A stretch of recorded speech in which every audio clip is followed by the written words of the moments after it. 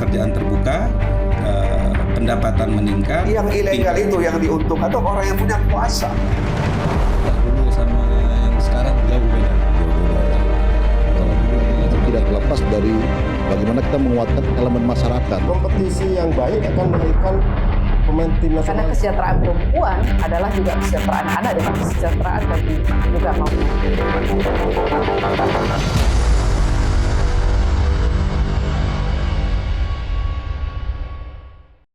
Penantian dan harapan panjang bagi sebahagian orang, setidaknya anggota DPR Aceh, terkait regulasi mutasi di jajaran pemerintah Aceh, akhirnya terjadi juga. Ini sejalan dengan keluarnya persetujuan dari Kementerian Dalam Negeri dan rekomendasi Komisi Aparatur Sipil Negara atau KSN kepada pemerintah Aceh. Isinya mengenai evaluasi kinerja dan uji kompetensi pejabat pimpinan tinggi pertama atau PPTP di lingkungan pemerintah Aceh. Selanjutnya, proses atau tahapan mutasi dan rotasi para kepala satuan kerja pemerintah Aceh atau SKPA pun sudah dan sedang dimulai. Juru bicara pemerintah Aceh Muhammad MTA dalam siaran persnya Kamis 27 April 2023 menyebut, langkah berikutnya adalah dilakukan sosialisasi sekaligus arahan pimpinan melalui tim panitia seleksi kepada kepala SKPA terpilih dalam hal evaluasi kinerja dan uji kompetensi. Kegiatan ini berlangsung di Gedung Serbaguna Kantor Gubernur Aceh, dipimpin Ketua Tim Pansel Teguh Setiabudi, didampingi anggota tim lainnya beberapa waktu lalu di Banda Aceh. Sebenarnya proses mutasi dan rotasi merupakan hal biasa alias bukan yang luar biasa dalam sistem dan budaya birokrasi di negeri ini, termasuk Aceh. Hanya saja sejak 1 bulan terakhir, pemerintah Aceh melalui juru bicara Muhammad MTA menabur kesan seakan-akan regulasi ini menjadi amat sangat seksi jika tak elok disebut sebagai extraordinary atau keputusan yang luar biasa. Bisa jadi Muhammad MTA sedang memainkan opini atau mengalihkan isu di balik gencarnya tuntutan berbagai elemen termasuk anggota DPR Aceh terhadap evaluasi keberlanjutan kepemimpinan Ahmad Marzuki sebagai penjabat Gubernur Aceh untuk 1 tahun berikutnya.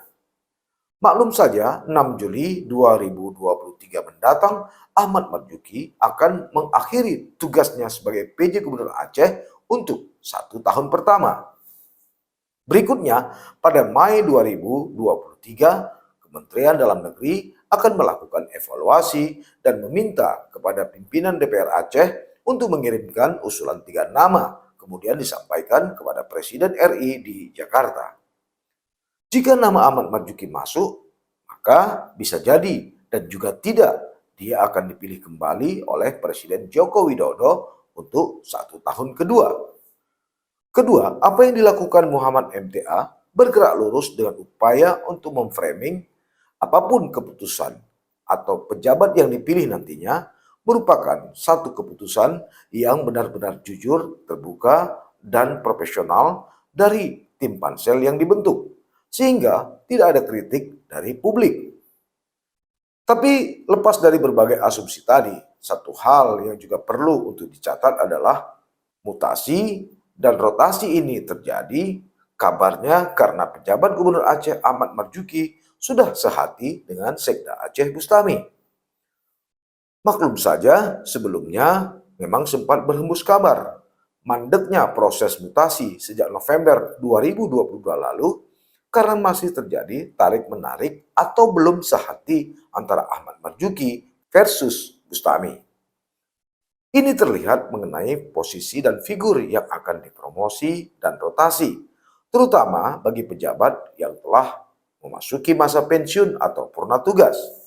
Selain itu, berdasarkan evaluasi kinerja selama ini, baik di era kepemimpinan Gubernur Aceh Nova Iriansyah maupun Ahmad Marzuki, terutama dalam menjawab persoalan kemiskinan, tenaga kerja, penuntasan stunting, pemberdayaan UMKM, investasi dan perdagangan, mutu pendidikan maupun pelayanan kesehatan.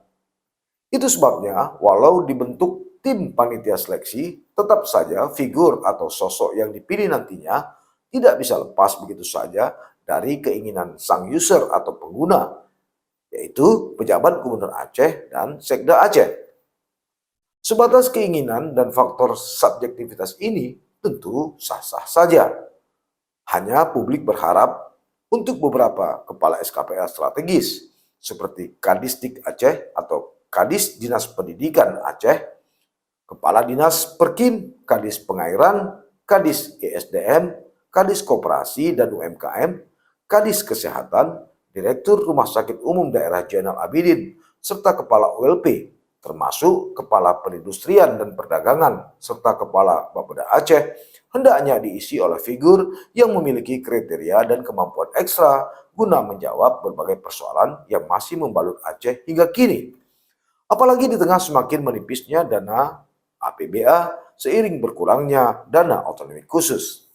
Kinilah saatnya Aceh butuh kepala SKPA yang kreatif, inovatif, dan produktif untuk mencari dan menggali sumber pendanaan dan pendapatan baru pembangunan Aceh. Bukan sebaliknya yang cuma pinter menghabiskan dana APBA dengan program yang nyaris copy paste pada saban tahun. Tapi sekali lagi, semua itu sangat tergantung pada political will dari Ahmad Marzuki. Apakah dia benar-benar jeli dan seleksi dalam memilih para kepala SKPA yang baru, atau hanya sekedar menjalankan ritual birokrasi yang sayup-sayup terdengar hanya sebagai ajang untuk memenuhi pundi fulus dari orang-orang di sekelilingnya. Entahlah.